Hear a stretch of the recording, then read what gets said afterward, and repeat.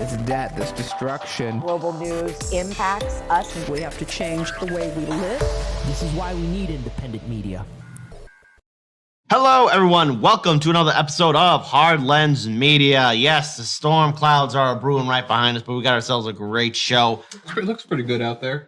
Just more or less. Hey, you gotta set the tone. It was raining a lot earlier today. Yeah, that is true. That is true. It was storming. I'm amazed it cleared up. Yeah, so, that's what is going on here in the Windy City. Huge shout out to our tech presenters here, face from the board. Huge shout out to our moderators keeping the peace. I'm joined today with my colleague, Daniel Lupker, and again, welcome to Hard Lens Media. We're live every Monday through Friday at 4 p.m. Central Standard Time on YouTube, Odyssey, Rockfin, Rumble, and Twitch. Be sure to like, comment, share, and subscribe. That way you know when we are live, and of course, subscribe to us on our backup channels as well. Also, I want to remind everyone, be sure to subscribe to Chicago Corner, which is live every Tuesday and Friday at 7:30 p.m. Central Standard Time. So if you want to see Kira, she hosts the Tuesday show with Jerry Vassilatos, Edward Heller, and of course, I do occasionally join in as well. And also for the Friday show, check out me, Jerry, and Edward for Chicago Corner. Now, if you want to help out Hard Lens Media even further, please consider joining our Patreon, because at this point in time, you're keeping us alive, patrons. So I want to give a huge thank you to these wonderful patron supporters. Give it up for Jamie McGurk, Ed R., Ravenous Squirrel, Earl Nystrom, Judy Monroe, Denise Gibson, Margaret Stawawi, Andrew Mendel, Corey Humphrey, John Berlin, and Aloha always. Thank you so much for being our patron supporters. We cannot thank you enough because, well, you support independent media, and without you, we would not exist or contribute to the 99 Perspective Studio. So there we go. With that being said, Little saying local 420 space miners for Daniel. They still want you to run for president, so there you go. Maybe. There you go. But there's a lot on our plate here. I said plaint. That's not a word. Plate. Plaint? Yeah, plaint. Urban Dictionary read it out. There you go. All right. So there we go. It's something that's quaint that you view from a plane. There we go. All right, there we go. All right, with that being said, let's get started with our first segment of the day. So we're going to talk about Tulsi Gabbard. Now, I know there's a lot of people who aren't huge fans of her. Of course, a lot of vote blue no matter who. You got your TYT, you got majority report. Everyone hates Tulsi. Tulsi was smeared by the Democratic establishment. And so no surprise, she's showing up on Fox News. And yes, she's spoken at a few conservative events as well. To which I have to say, after what the Democratic Party and corporate media did to her by smearing her, it should surprise anybody at this point. This is like she's like the story of that one person in that one corporation that was on the board that was up and coming. Mm-hmm. That the board was about to, the CEO was about to make a move that was really, really, really bad for the board and everyone else. And she's that one person that everyone thought was an up and comer. Was like, hey, that's a really terrible idea. You're an idiot for doing it. Mm-hmm. And then everyone shunned her, and then when the thing came to pass, everyone shunned her, and then everyone's all of a sudden like, why is she working for that other company? I don't get it. What motivation could she possibly have? So let's rewind back the clocks just a little bit, because, again, everything that Tulsi Gabbard is saying on these Fox News segments where she's calling out the Democratic establishment, the Biden corruption and his family, Nancy Pelosi and her corruption, as well as big tech, I have to say, look, she's not in Congress anymore, so she can't make any legislative decisions. She's a private citizen, so she has the right to free speech and to go wherever she wants to speak her mind. So let's talk about what happened to her. In 2016, she made the courageous move in actually standing in solidarity with Bernie Sanders to call out the fact that the DNC was working with the Clinton campaign to deny Bernie Sanders the nomination. To Bernie Sanders' point, he let it happen. So there we go. Then, in 2020, she ran a campaign for her own presidential campaign, and she was smeared by corporate media. They called her a Putin puppet, an Assad apologist. They said that she was going to run for third party, that she was going to join the Republican Party, she was going to run in Trump's campaign, that she was there to sabotage the Democrats, which none of it happened.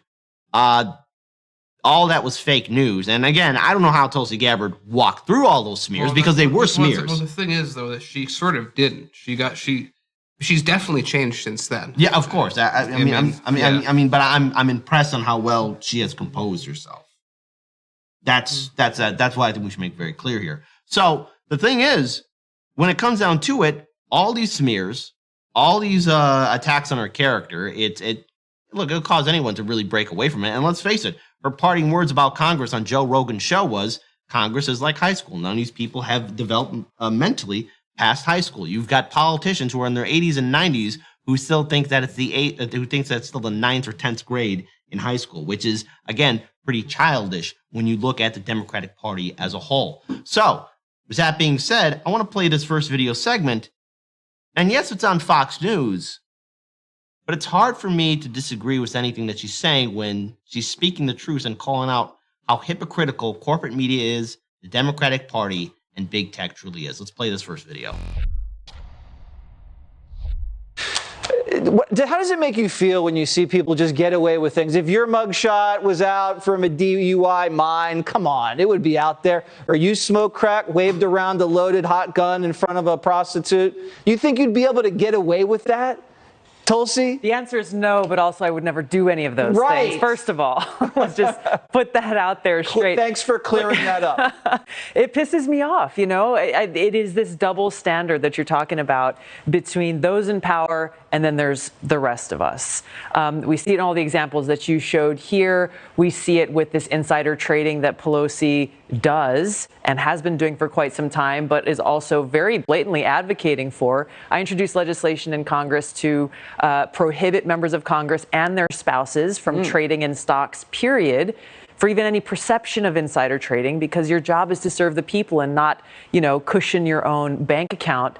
But you know, one of the hypocritical things I see, you pointed out a number of them, one of the hypocritical things I see here is that President Biden and his administration take a lot of time touting how great our democracy is around the world and how we follow the rule of law and so on and so forth, and that autocracies with oligarchs should look to us to copy what we do. And yet we have this living example of the oligarchs of America in people like Pelosi and Joe Biden and Hunter Biden, showing exactly what our democracy should not be. It is. If Now, you're let's some pause it right king, here for one quick second, because I want to at least make something very clear.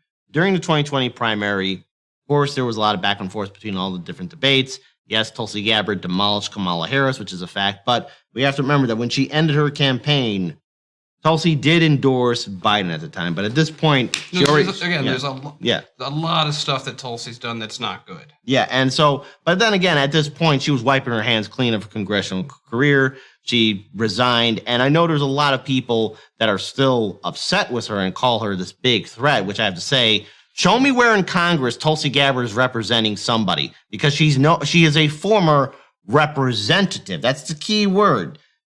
So of course, she's going to go on any news show or any talk show to speak her mind and perspective. And I think what people are saying is, which I think is a very fair point, is that, and we've said it a lot of times before when talking about Tulsi, is she has a lot of things that are really bad that she's done, she's voted on. The fact that right now, I think people are making a fair point also that she's sort of become an opportunist. My point to it is that she's sort of been forced into a role like that, in that she, you know, the way she was kicked out of the Democratic Party. But she still says stuff that no one else says. Right, and I want to bring this up here. Look, in 2020, when it came down to the Hunter Biden laptop story, now, we almost got a strike for that when we were covering it. But the thing is, that story was deemed by the Democratic Party, by corporate media, as fake news. You couldn't share that story on Twitter. You couldn't share that story on Facebook. They were doing everything they could. And only a few months ago, in April, I believe, is when the New York Times and Washington Post, which you'll be talking about later, Daniel, confirmed that story to be real. And again, the Democratic establishment, they want to tout themselves as being the good guys. And Daniel has brought this up too. We have brought this up so many times. The Democrats say the correct things that could get them seats in power if they took the initiative, but they're not going to do it. They're just as disgusting as the Republican Party. So with Tulsi calling out the fact that Nancy Pelosi and the Democrats in Congress are doing insider trading, that's a fact. Just like the GOP House representative. These are facts. These are things that cannot be disputed. You have lawmakers in the Democratic Republican Party doing insider trading deals with them and their family members so that they can get rich. And then, of course, you have, again, the failure of the Biden-Harris administration, how they dropped the ball on everything. Tell me where Tulsi Gabbard is making a mistake. And yes, to be fair, yes, she is making opportunist moves at this point, but I really can't blame her. And look, if she chooses to get involved in politics, good luck to her. But she does have a voice, and she has every right to share it. Let's play the rest of the video. or some psycho autocrat, and you see some of the crooked stuff that's going on in this country with Hunter, the money, with Paulie P, all of this stuff. You got political opponents being shackled with leg irons, hauled off a plane.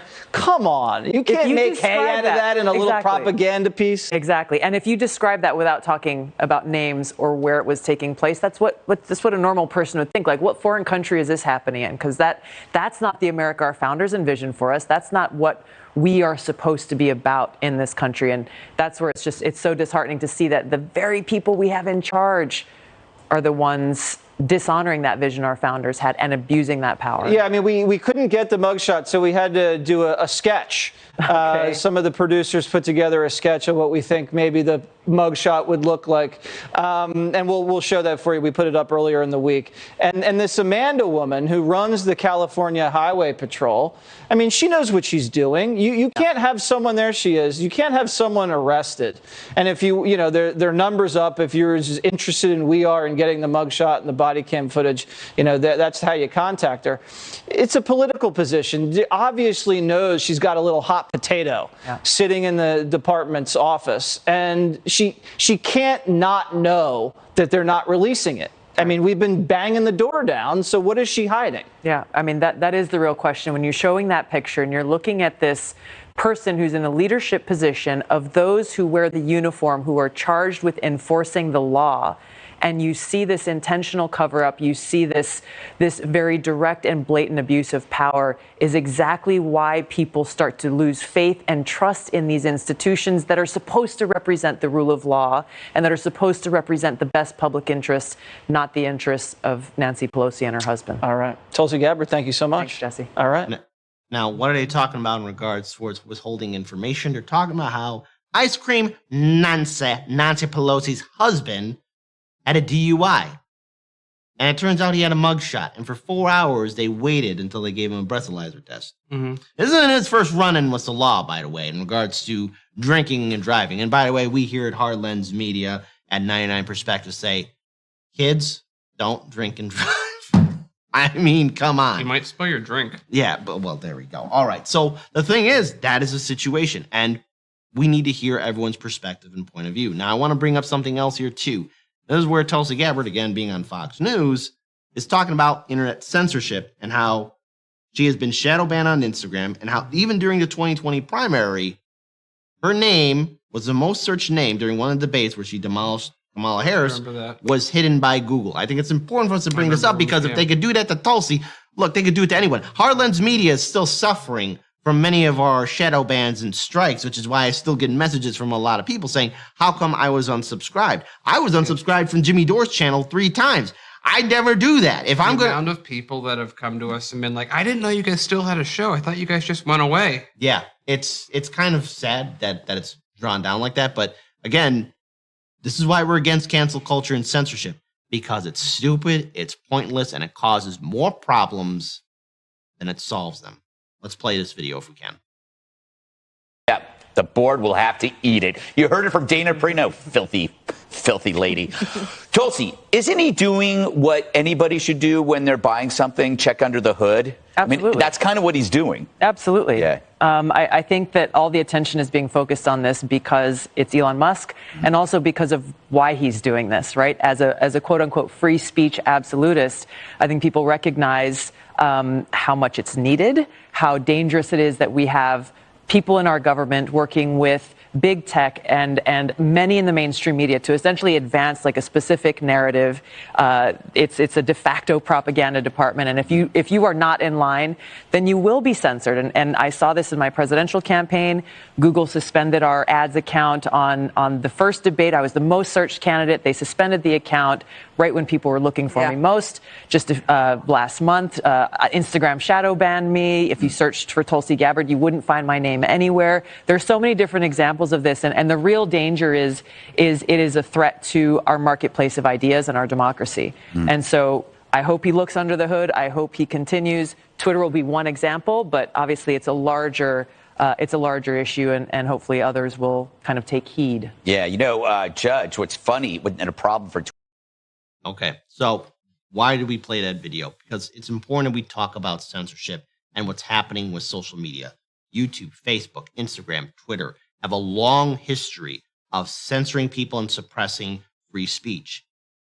I don't hear any progressive lawmakers like AOC or Bernie Sanders or the entire Congressional Progressive Caucus talking about this. Now, Actually, technically, even going a step further, I was literally just listening to a video of ALC demanding that we all use Latinx, even though the vast majority, I think 97% of Hispanic population don't use that, and I think 40% haven't even heard of it. But I remember, ironically, you know where Latinx is the most used? High income circles.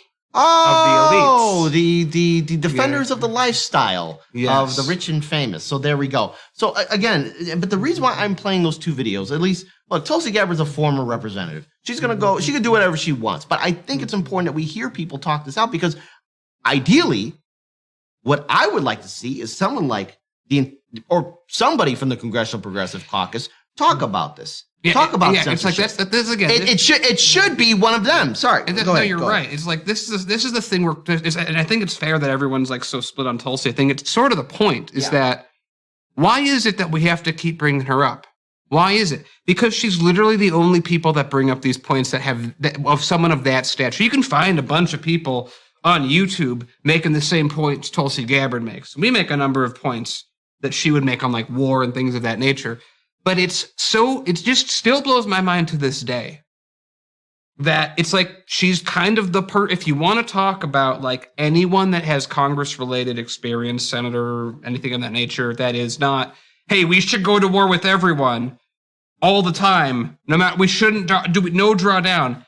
She's still like the only person that anyone could, if someone can get me a better name, I would love to bring them up. Someone that has been in Congress, served in the Senate, served as president, who at least has anti-war statements. Like, that's how interesting the situation is. Mm-hmm. And adding a little bit more to it, because again, audience, I see what all of you are talking about. And I know some of you are split on Tulsi. I understand this.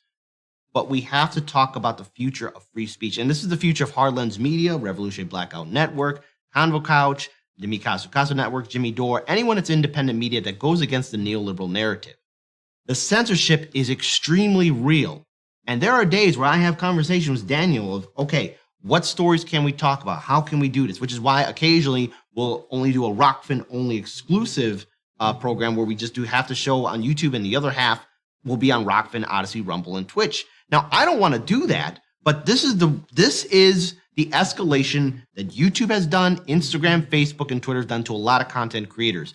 And again, through patrons, you guys are keeping us alive, and we cannot thank you enough.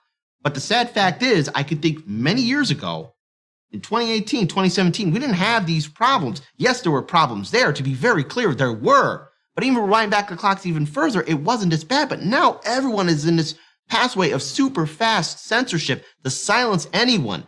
And so why we play these videos of Tulsi Gabbard is because you have a former representative bringing it up. Now, is she wrong on a lot of other issues? Absolutely. But when it comes down to the future of what we do here for independent media, what happens to everyone?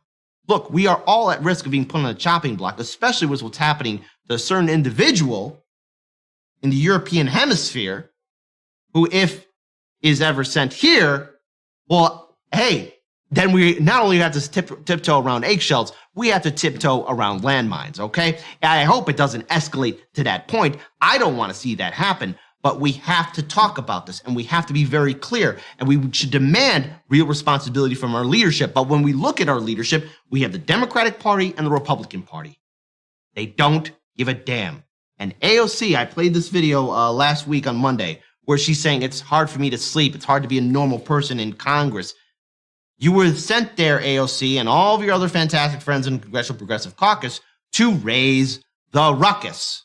And that's a perfect segue to this other final point I want to bring up. I want to just read a few short excerpts from this article, and that has to deal with the fact that the same Congressional Progressive Caucus, AOC included, Nancy Pelosi's husband brought up to $2.1 million worth of Apple Microsoft shares. Now, again, early last year in 2021, it was brought up the fact that Congress, a lot of congressional representatives, including Ice Cream Nancy and her husband, were doing insider trading deals. These elected officials are getting rich. They are playing the game, and they're not going to enforce any regulations upon themselves or their family members. So when Tulsi Gabbard goes on Fox News and calls them out, you don't have to like Tulsi, you don't have to like Fox News, but the words that she's saying about the hypocrisy of the Democratic Party, the hypocrisy of corporate media, and the dangers of big tech censorship, I can't argue with it. And I wish that there were more people who were in positions of power that really speak the truth. Which is why, go ahead. Yeah, I was going to say to your point, like I said earlier, like someone name me an alternative to Tulsi that says those same things, that is in Congress, was in Congress, Senate wasn't Senate, President wasn't President. And no one said anything. And that's kind of the point, is that she's such an anomaly that even with everything that's really bad about her, what she's sort of turned into, that there's really not anyone else to point to. That's how bad it is. It's a representation. It's like when I talk about case study QB. It's a perfect example. It's like when mainstream media does their lies, everyone's okay with it. When case study QB takes those lies and turns them into segments and he's not protected, all of a sudden that's a very bad thing. It's a show of where we're at and the cloud that's being cast over us. And the fact that, again, that Tulsi's someone you can bring up, and really the only person that can be brought up when talking about these is the travesty, is the disgrace that we're dealing with. But there is no other person when talking about these subjects that you can bring up that are in those categories that make those statements. So if you don't like Tulsi, that's an even bigger point. I think that's even more impactful to you, because just how bad Congress is. Yep. Is that these are the straws that we have to grasp at. And I want to add on to this. So what is the solution? Well, I'm not going to vote Democrat or Republican. I'm not doing that. I'm not playing that game. If anything, I'll support ballot initiatives and I'll vote independent or vote third party. That's what I'll do. Everyone, you have the right to make your own choice, but we need to make movements and organizations and build infrastructure that is not connected to the Democratic Party or the Republican Party, be it at the federal or state level. It's up to the people. And when the people lead, that's when leaders follow. So to our point, okay, there's no one in Congress doing it. It's up to us. You are that person. You need to be the next person that gets into Congress that says the things that we can quote. And dismantle this system. Not reform it, dismantle it and build something that can actually represent the people. That's a fact, and that's what we want to see. And you know what? Batter's up. You watching? It's your turn. That being said, we're going to move on now to our next story. Before we do, I want to acknowledge a YouTube live stream chat to Wendy Carbello. She mentions the Latinx. My husband doesn't use Latinx. He says it sounds stupid. Yes, he is Hispanic. Yeah, that's the thing. Most people that are Hispanic have that viewpoint. And it's like all the other stuff that we've been talking about. It's like there's progress moving people forward, and then there's arguing over someone else's language. AG says, I work in a corrupt system where I make $200K with healthcare and pension. Oh, the horror, AOC. The horror. We got something on Rockfin. Let's acknowledge that here real quick. We got Roger Meadows watching Wednesday's show on Rewind. Dan, you said something when you said all those Second Amendment people talking crap and won't do anything, and they'll probably join up with the government as a replacement police force to actually quell down revolts against the government. I got news for you. We've seen that in the Black Lives Matter movement, where those Second Amendment people came in not to help and defend black people who were railing against the Eighth Amendment rights being violated by the police, but instead to help the police. Also, the 21st Amendment, which repealed the 18th Amendment, gave us a right to drink alcohol, but yet we still have regulation on alcohol. Who can drink it, the circumstances at which they operate, machinery or vehicle, etc. Dan, you mentioned something about a whole bunch of cooperatives combining together to form a union. I don't know about that, but what you can have is a bunch of different types of cooperatives: worker, utility, producer, aka agricultural, financial, aka credit unions, consumer, retail, all coming together and forming what is a multi-stakeholder cooperative, where different types of cooperatives working in cohesion to form their own supply chains, separate outside to have their separate outside of having to depend on corporate supply chains and supply chains outside the country. That's what I'm looking to build in New York State. And again, if you're not following Roger Meadows, and I want to say, just to respond to him right away, that's actually, you gave me better wording than what I have. That I agree with what you're describing is what I was thinking when I said union. So in other words, I agree with that. There you go. What you said about unions and healthcare, I can tell you Friday was the last day of legislative session, and they won't be back passing laws until January. And the New York Healthcare Act did not get passed for a second year in a row. Dems having a veto-proof majority in both chambers. God damn it, Democrats. Yeah. Their fourth year having majority in the Senate chamber while veto-proof in the Assembly. The thing is, union leadership is preventing the Senate leadership from bringing it up to a vote because they benefit from us not having healthcare by owning stock in healthcare when they get money from selling it to their members itself. And let me also say on this gets, ironically, if you want a good example of making this stuff happen, look at the temperance movement. Terrible what it ended up doing, creating the prohibition and everything of that nature. But look at the strategy of how they were able to accomplish their goal. Yep. And he goes on to say, if that ain't a pyramid scheme, if I ever heard, then I don't know what the sixth letter of the alphabet is. Also, how many would Tulsi offer if we had no parties? Offend if we had no parties. That is true. Also, that's a good point. Also, in that gun control law, you know what Tulsi would be if we had no parties? She'd be that one from Hawaii that says good things but has weird legislative record. That's probably how we would think of her. She wouldn't probably even be on our radar. No, probably not. There were no parties. The whole point, the whole reason Tulsi's even on our radar is because of how she was shunned by the Democratic Party. If that hadn't happened, we probably wouldn't even know her name. Yep, exactly. Also, in that gun control law, Governor Hochul just enshrined into law and outwardly said, we are now requiring social media companies to monitor and report hateful conduct on their platforms, not violent. Have you but hateful? She said this out loud. Wow. I am going to, and I get a chance contact the New York State chapter of the ACLU to see what can be done. You said you were unsubscribed from Door's channel more than once. You have an iPhone, don't you? No. We're Android people. Android. Beep, boop, beep. So there we go. All right. Thank you so much for Rockfin Super Chats, Roger Meadows. If none of you are following Roger Meadows on Twitter, please do so. He has his finger on the pulse in regards to what's happening to activist groups and worker co-ops in New York State, and also follow Case Study QB. He's being wrongly censored by Twitter, and I think it's a bunch of BS. So there we go. But now, Daniel, you got a story for the people. What is going on? Yeah, so this is kind of touching on something that Kit did yesterday. I just thought it was such a transformative event to me and how I look at it that I thought I wanted to give it a second take. And so I wanted to cover again the Washington Post. And the Washington Post, in my mind, is in the process of eating itself alive. Delicious. And I think what is happening in the context, at least, which I'm seeing it through, this is a bit of an opinion. I'm going over what's happened, but I'm also kind of interjecting my points. I guess we're commentators. That's what we do. But I just wanted to say that ahead of time. I think this is a telling moment, a telling reaction that we're watching and going through. So a lot of this I'm getting from a New York Post article on the subject, but I'm also reading through my own. So I'm not going to be reading verbatim the article at all. I'm sort of going to be going through a timeline, which is, to me, one of the most helpful ways to understand a situation. So first, let's scroll in the article to the tweet that was retweeted in the first place. I think we'll start right there after we get some morning report. Okay, let's see. There it is, right there. Which is before you start, this is the dumbest joke ever. Jerry and I both agree with this. Is the dumbest it's thing. It's a stupid joke. It's so stupid. It's not the best thing to say. No. But again, if we want everyone to be equal, everyone has to be able to take really stupid jokes that are antagonistic even in some. So start of this is that David, the person in question, David Weigel, retweets this.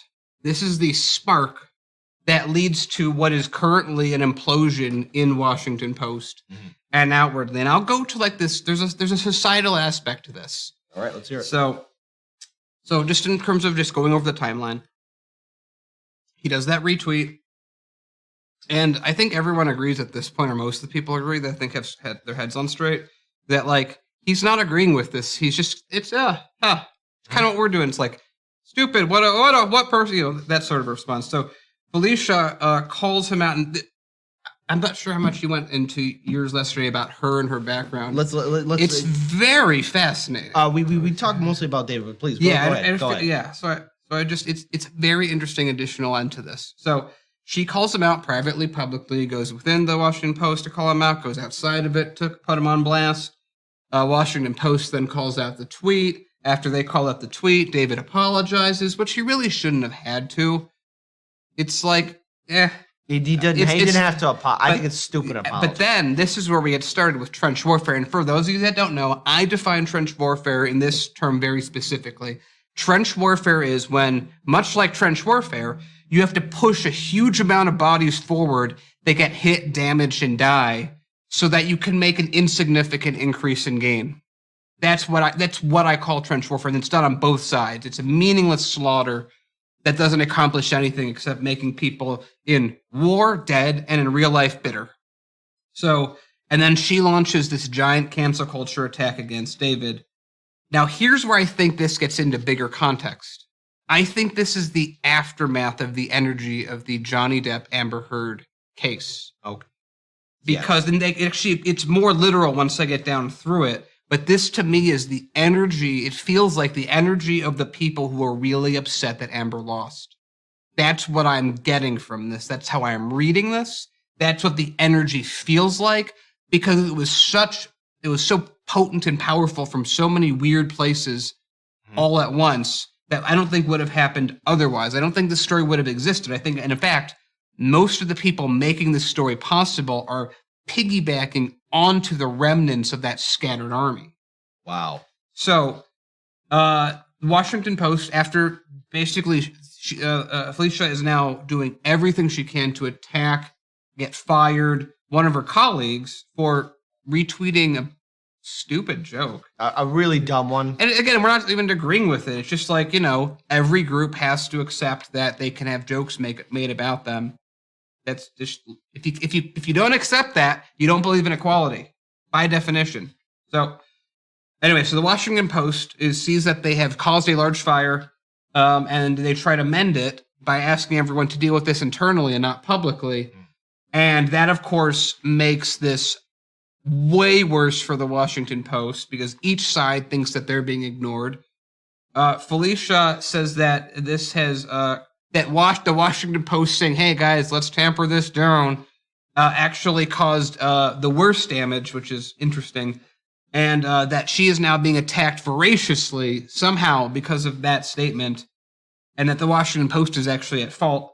And then further that anyone that is not 100% agreeing with her, or maybe another way of putting it, that everyone that is not defending, everyone that is defending or not attacking David is actually the worst kind of human being imaginable. And then the Washington Post staff start coming up, because I'm sure the Washington Post isn't run well. That's kind of what we do reporting on. And they're like, "Oh, everything's racist and sexist in here." Mm-hmm. And so then right after that happens, then David, being now the scapegoat, gets suspended for a month without pay. Again, unfair. I'm just saying, look, I don't like David Weigel. I don't. No, it's like it's just a case study in watching how this works out. And it's stupid. And then so more trench warfare is coming. And what's interesting now is the Washington Post is now split of people that are on one side or the other on this. And the audience of the Washington Post has also been split. Now, I think that one thing that's really important to think about with this is 6 months ago, this would have never happened this way. If this had blown up the exact same way for any other reason, if it happened the same way, I think we would have had almost 100% backing her. But that's what we've seen. That's what we've seen in all of these mainstream outlets. What have they been doing when these things happen? They always would go to someone that's talking like that and immediately back her 100%, 120% so they don't have the appearance of being sexist. And so what we saw in this case is that didn't happen. Yeah, okay. And so I think some people were saying that Johnny Depp Amber Heard was actually the breaking moment of the current concept of Me Too, not the ideal. The ideal, I think we can all agree, the ideal of Me Too that it first started as was very powerful. The idea that women everywhere when they're being sexually harassed should have a place to go, whether they're a high-end law firm or a middle manager or an employee. Yeah. Which, of course, never materialized. It ended up just being for very wealthy women. which is not the ideal. But again, this person's a wealthy woman. And so they're now fighting within themselves over this issue.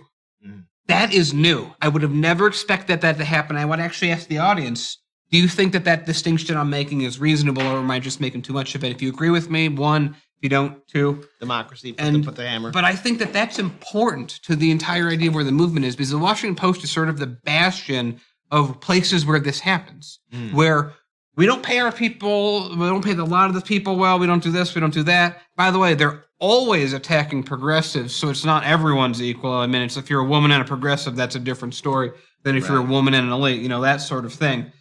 But here in this case, David was not immediately let go, and he wasn't let go. He was suspended without pay, which is very different than what we usually see.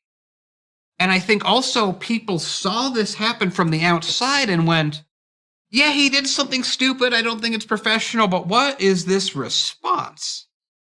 Thank you. Thank you for because. Oh, wait, no, sorry. Then the other thing that is, I think, a very interesting caveat. Felicia just had a lawsuit against the Washington Post dismissed that she was trying to say that they're a sexist organization, and her rationale, from what I read, and I might not have this fully nixed at the moment, but her rationale was she went to China and then came back, and then she wanted to cover and write about abuse cases, and they wouldn't let her, and they put her on another assignment, and that she was traumatized for 2 years because of that change, and then she sued them for it, and she still has a job, and now now here's the biggest kicker. When that whole incident happened, I think it was like 2 years ago, when that whole incident happened in the first place, and she was suspended also for what she said publicly.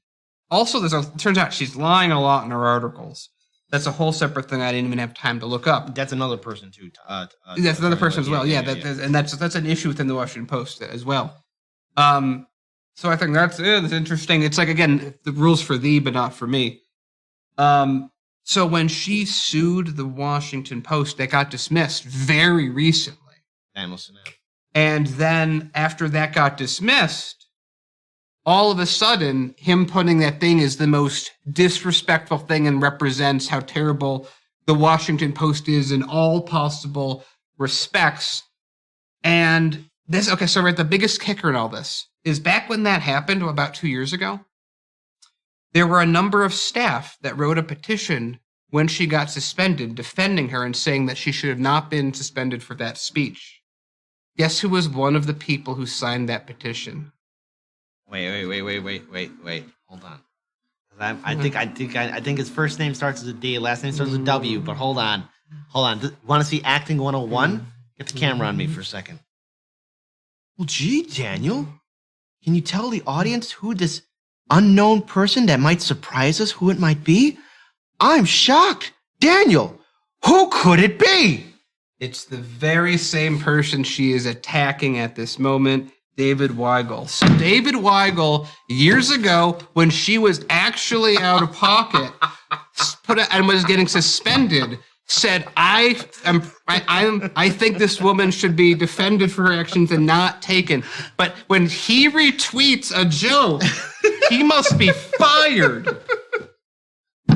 And so this is my point. In most other times, just months ago, this would have turned out differently. I'm sorry. The amount of people discussing it, it would have been us, it would have been a few other people, but it wouldn't be so widespread. But now all of a sudden, people are like,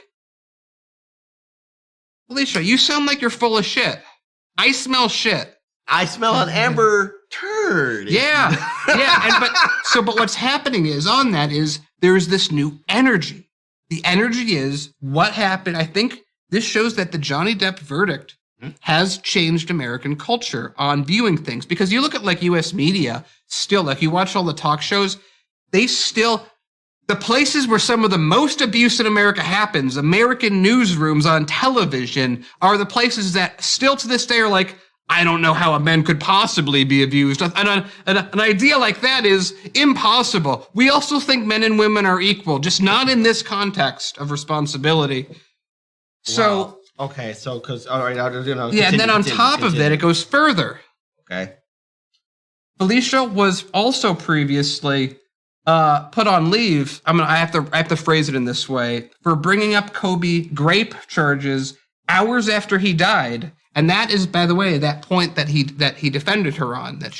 So she's like, I get to bring up grape accusations against someone who just died while everyone's in mourning. That's fine. That's reasonable. But I believe in equality, except that she doesn't, because he doesn't get to have a joke about bi. And again, it's a stupid. It's a stupid joke. And so this goes to this new thing I think people are realizing, and this is just based off of how everyone's responding to this, and the fact that there's a split. There's a genuine split within the company, whereas everyone that would have disagreed with her in the past would have just shut up so that they're not next. That's not happening. You have readers saying, this is unfortunate. You have people in the company saying, this is unfortunate. You have the company itself not really making a quick decision like they would have. I think that this is a sign of the switch back. Now, what the sad thing is, and Lainey's talked about this before, and I completely agree, here's what happened. Like, if this is where we should be in terms of treating genders, and we were over here for so much time, we went like this. We're like, oh, the idea of Me Too comes up, and then we realize, oh no, it's all political, and it's all really against all. It's not really all women. It's some women. It's some women are more equal than others. Men aren't equal this or that. And so what's going to happen is we're going to have this. We went like, now we're going to be shooting way out in the other direction. I think we're going to go farther out than we were when we started. So, and that's the thing. It's like everyone's like acting like it was. I was following the Johnny Depp stuff and the everything else like that. Who wasn't at this point? And it's like you listen to the newsrooms, you'd still think he was guilty if you listen to talking about it. But it's like it's going to change. And the problem is that the big thing that they're saying again is it is really like all the same at this point. It's the same energy that they're still like Johnny Depp winning this destroys women victims. No, it doesn't. No. You using women victims as a shield and then being found out as a liar hurts victims. All victims. Johnny Depp was a victim as found by a jury of his peers, the standard that these people all hold themselves to when these things happen. You are victim bashing and then claiming victims shouldn't come forward as you're bashing victims, making them not want to come forward. We are hitting the point of, I think, a reality correction. That's what I'm trying to say in this entire thing. And I think that this playing out, to me at least, validates the correction being made. Okay, so I think this is the furthest extent that the corruption of Me Too is going to go. So, maybe it'll go. There'll still be examples where it goes further, but I think that the cultural momentum is sadly going to go in a very negative direction in a few years. Can't argue with it. But it's how it was always going to happen when you're in a position where the people that are the biggest representatives, even though they haven't been voted into this, of what women want or deserve or what men want or deserve, become the people that are the most corrupt. Everyone that's in the middle will not want to identify with them and disengage. Because I think at the end of the day, primordially, everyone wants to help women out when they need help and when they're not being treated fair. And I think the same goes with men. And it's the twisting of this that we've been seeing over the years. That, like, I've had issues even trying to talk about it at certain points because I don't know the words for some of this stuff, but I've gotten better. I've learned how to talk about it. I think America has as well. I think as America puts this into words and enough people realize at one time, which I think was the Amber Heard Johnny Depp case, that it's not black or white. It's very gray, and sometimes individually it's black or white, but we should let each side make their point before coming to judgment.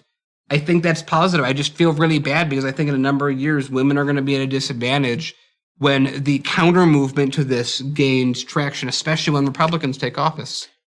So it's hard to do a follow-up with everything what Daniel said because, again, these are real truths and the dangers of what Me Too has done, especially by ruining its own credibility, because there's a couple of live stream chats that I do want to read. But first, again, to your point about canceling people over jokes or suspending people over jokes, David Weigel apologized when he retweeted that thing. That wasn't good enough. So I have to say to anyone that wanted to cancel or fire, including you, Felicia, what would you want to be done to David Weigel? Would you want him shot in the street, hung by a rope, a cinder block thrown at his head? Because look, I'm not a fan of him or how he smeared Jimmy Dore or progressives or anyone else.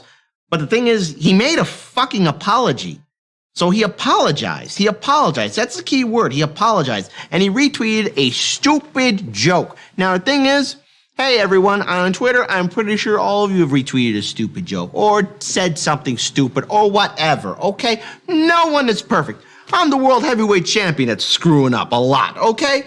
No one is perfect. And same thing, too, about canceling people for jokes. Look, Dave Chappelle, he's been put in the cancel culture so much. He's a funny comedian. And guess what? Comedians like Jimmy Dore, Dave Chappelle, Bill Burr, Lee Camp, and so many others, the whole point about a comedian is to poke fun and show the hypocrisy in systems and in everyone. Everything is open for ridicule. I also want to bring up the thing with Amber Heard and Johnny Depp. So the thing is, look, Johnny Depp, to your point, is a victim. A victim through and through, because we've seen and heard the video evidence and the audio evidence about what he went through. And, remember, she's recording there saying, who's going to believe you? And the thing is, there are a lot of victims, men, women, and children, young and old, who've all been victims of abuse. And I think it's important we hear all perspectives, but Amber Heard lied. And the thing is, all the media was around her, and she told a very good lie. But the thing I say in the show is you could tell a good lie, but eventually it crumbles apart. It cannot withstand. Its foundation is not strong. It's relying on toothpicks as its infrastructure. And still, the mainstream media, which still pretends to be news when they're really just gossip called. It's crazy that TMZ is more on this a lot now than news is. Yeah. That the news is still asking, you saw when they talked to Johnny's lawyers, they weren't saying, "Oh my God, you won this really hard case that no one thought you would." They're like, How does this affect victims in the future that you won a case proving you were a victim? I think here's the thing. Amber Heard lying and doing this has hurt so many victims. And I mean all victims, and not just women, men, children, all ages. And here's the other thing that goes to media, because we're waiting for when are they going to collapse as they are. This could be maybe a moment for it. Yeah. There's enough things happening together, is that the media, many media companies have done such a job in the last few years thinking that this wave would last forever, and going on board with all these corrupted movements that they've taken over and using them to attack. They have, it's the same thing. It's NBC's oh, well, we don't have Trump supporters anymore. I don't understand why that is. What do we do? And then a lot of these publications are I don't get it. Why is this demographic not watching us? And so all they have is what I talked about before with extremism and how that ball gets formed, that right now the culture is going to leave this entire talking point. And one thing I'm going to say that you can quote me on when this happens is one of the most notable examples of this is the newsrooms are not going to get softer on this. They're going to get more extreme because they've already brought in all this new staff that thinks this way. They're all benefiting themselves. I don't know. They're like a group of people, like a cult. That's perfect. Yeah, they're acting like a cult, reinforcing each other on that notion. And they've already said that things have to be this way. Women must always be believed, even if they're not truthful. And if the guy happens to be truthful and the victim, it doesn't matter. Don't worry about it. He's bad anyway. Well, congratulations. You've done what we call backing yourself into a shrinking corner. Mm-hmm. Where they are going to have fewer and fewer people that are going to watch them because they lose another battle. You notice every time this happens, everyone's Trump would never get elected, then he gets elected, and they lost a bunch of people, things like that. And but now what's going to happen is it's going to just another layer of shedding. It's another ring will be shut. And so what'll happen is the people that'll be left are going to be angrier, more filled with contempt, more willing to lie, and more extreme. I want to bring up a YouTube super chat too before we end the segment, of them, because there's some things you probably want to respond to in the super chat. Okay. So we're continuing on with the segment because again, there's a lot to talk about and unpack here. Jennifer tipped $10, agreed 100%. Daniel, the Depp verdict was a huge hit to the mainstream narratives. Even the apolitical masses are seeing through them now. And also, Mahmoud Muradi said this, tipped $5. Biden killed the Me Too movement long before Amber Heard. Just ask Tara Reid. I would say he opened the door for the No, I think there's a lot. It's these things are like a tsunami flooding inland. the water doesn't really deserve to be there, but when your house is flooded, it feels like it's never going to leave. Yeah. But then eventually it does leave, and you have to deal with the mold. Yeah. I also want to add on to this story, too. Look, this is why we need independent media, because corporate media has created this environment to where you have to be careful what you say and what you do. Who can you follow? Who can you not follow? Look at cancel culture as a whole. All right. Now look what's happening to David Weigel. I think it's wrong. But cancel culture has gone after people like Dave Chappelle, Jimmy Dore, Joe Rogan, Tulsi Gabbard, progressives, independents, Bill Burr, so many people, so many comedians, so many actors, actresses, people, who are leading activist groups, so much more. I mean, there comes a point to where you have to stand up against a neoliberal narrative. And outlets like the Washington Post, which is owned by Jeff Bezos, New York Times, ABC, CBS, CNN, MSNBC, Fox News, these corporate outlets for a long time have been spewing neoliberal poison into all of our minds. It's time to wake up. It's time to also look at the fact that these institutions like Me Too have failed people as a whole. And with what happened to David Weigel, and with also the further aftermath of the Amber Heard, Johnny Depp trial, we need to wake up to the fact that things are so wrong with our country. And we as people need to step up. So, Daniel, I want to give you the final word. My final word is, at the end of the day, when all this is happening and something is changing in the culture war, people still aren't given $15 minimum wage. The Washington Post is not going to write that people should get $15 minimum wage. Not men nor women, just no one. They're not going to write that everyone should have health care. Not men, not women, no one. They're not going to write that people should have the right to home and housing in some capacity. Not men, not women, no one. This is why we do the show the way we do, from the lens we do it. We are economic populists. Any story we do has to revolve somewhere around that topic.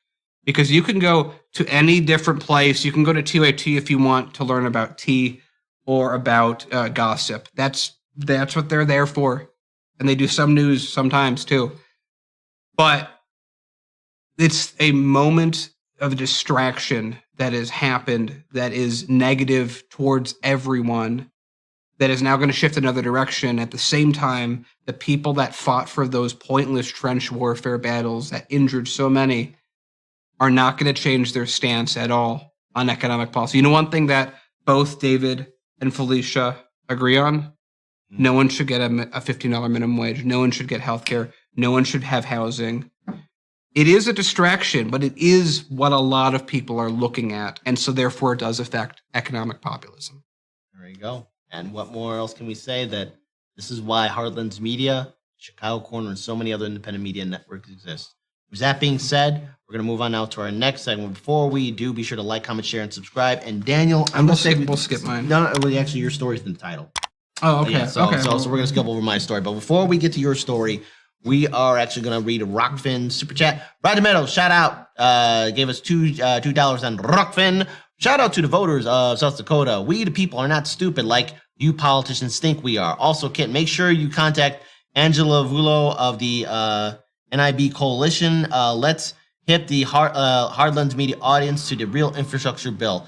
All right, I'm going to get on. There's a lot of emails I have to do. Roger Meadows, please forward me a message one more time about that, because I actually got a hodgepodge of emails I got to write, and I'll have a lot of time to actually kill at the airport. I'm rather pleased things happen to be picking up. Yes, it is, because some stuff has happened, good things, but I'm under orders not to talk about it. Actually, I'll save it for Patreon. All right, if you're not a patron supporter, now's the time, because we got spicy details. But anyways, Daniel, you got another story for people. What's going on? Okay, so I just had this very interesting video. I thought, again, another interesting moment, knowing how, again, I always look at all these things through rules for rulers, so I think the fact that this happened, what we're going to see, is a big deal. We have a very quick video about what's happening with Biden and how Mexico backed out of a... Oh yeah, we're skipping story 3 and jumping to story 4. So I'll give you a second to set that up. So this is on Mexico canceling Biden at the summit after he's cut out Cuba, Venezuela, and Nicaragua. It's just, again, it's one of those, it's interesting that this is happening, because if the U.S. was in a strong position, it wouldn't. Take a look. President Biden heads to Los Angeles today for the Summit of the Americas. It's the first time the United States has hosted the event since 1994. The president plans to announce a new partnership centered on helping nations in North and South America recover from the pandemic and address longer-term economic challenges. But there are several notable absences in Los Angeles. Mexico's president confirmed this week he would not attend after the U.S. announced that Cuba, Nicaragua, and Venezuela were not going to be invited to the summit, citing concerns about human rights and democracy in those three nations. The presidents of El Salvador, Honduras, and Guatemala are also boycotting the event. Real concerns raised about the effectiveness of a summit on migration without those countries participating. President Biden heads to Los Angeles today for the summit of the... Yeah, Mexico turned Biden down. That's huge. A couple other countries too. That's huge. And it's like, again, it's a balancing. It's like, why would Mexico do this? Mexico clearly values the importance of the countries that America is sanctioning and sieging right now over being there. And he thinks it's so important that he's basing between, do I go to the U.S.? Do I listen to these? He's chosen to not engage with the U.S., the largest trading partner of Mexico. That's big. That's huge that that happened. The fact that he just said no. They said AMLO will not go. I think it's important to look at where we are as a nation, because remember, with all the coups, regime change wars, and the fact that we still have this ridiculous war on drugs happening, it's impacting a lot of countries and communities and people in Central and South America. And because of these areas being hostile war zones, or either that, a large criminal element of cartels, you know, an average person doesn't want to be there because they could end up killed or again, being drawn into that mix. And, you know, they got friends and family members. They want to get out of there.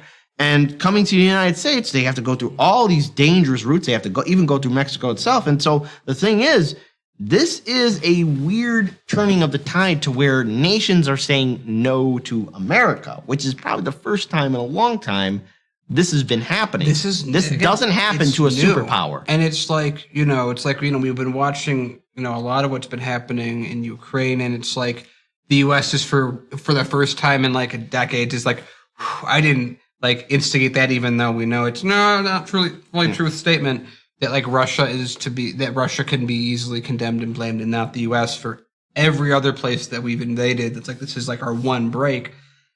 At some point, we're going to invade somewhere else out of the necessity to keep the war machine going. And it's going to be much harder for Europe to, it's like it's like everything I've been saying about the U.S. This is what originally in 2016, I was hoping that before reality was fully accustomed to me, that America is an empire that has two options because we're falling. We can either glide to the ground with a number of things intact, keep ourselves going, still be a real powerhouse with, influence around the world, or we could fall like every other hyperpower every other superpower ever has, and that is crashing to the ground because we don't realize we've lost. And this is what that looks like, or this is a piece of what that looks like that we are watching happening. It's just like the previous story. It's a instance that illustrates how the flow of power is moving throughout the world and where things are going. And the U.S. is not going to do well when our dollar falls apart, which is already happening through inflation and everything we're dealing with. When China can really, the Belt and Road Initiative, we're on track to fall like a rock. And, we'll still be America. We'll still be a very powerful country, but we won't be the most powerful. And if we're not prepared for that, it's going to be a real big shock. And all of our economy is designed around importing everything from everywhere. Mm-hmm. What happens when our money isn't worth anything and no one wants to sell to us because our dollar isn't worth that much? It sucks when 30% of your GDP is spent around stock market manipulation, and that just goes away because there's another stock market somewhere else, and our businesses have to follow other countries' rules all of a sudden. So, And I also wanted to say this here too. Look, we have rising inflation. People are being evicted from their homes and apartments. You know, how can you call yourself a global superpower if pretty soon, if we're heading towards another 2008 economic collapse, dare I say not a recession, but a real depression, how can you call yourself a superpower if half your population or more, give or take, is homeless or really can't contribute to the consumer economy that we have built? Who in their right mind is going to take you seriously? Like it's like saying, "Yeah, I'm a badass. I live a certain style." But when you look at this person's home, it's a freaking epic disaster. They got old newspapers going back from 1950, for fuck's sake. it's America is a third world country wearing a Gucci belt. Yeah, that's it. That's it. And without the belt, we're just that. And then, what are the millionaires going to do? They're not going to be able. It's like the system itself collapses. Yeah, it's a story that we've seen before, and I think I want to retract something because I said that we might end up like Byzantium, and what happened was Byzantium eventually lost all of its power until it became just Constantinople. Yeah, our empire's different than that. It's like America's empire, but we are stagnant like Byzantium. Yeah, it's like America's empire is basically if we would do a majority of trade with you. You're our client state. That's the easiest way to look at the American version of empire. Yeah. And that's why we're allied with most of the dictatorships in the world. It's, Which makes no sense. We're a republic, but yet we're allies with dictators. How that happen? So there we go. All right. With that being said, I want to thank all of you so much for joining us for our live stream show. We're going to do a patron show. Daniel's got a story for the people about what is going on. So there we go. So my apartment got flooded. I got video. Yeah, so we're going to find it out. I'm sorry you went through that, Daniel. So if you want to be a patron supporter, tune in, help us out, support independent media. Shout out to our moderators. Shout out to our tech producer face for manning the board. My name is Kit. This is Hard Lens Media. Peace, everyone.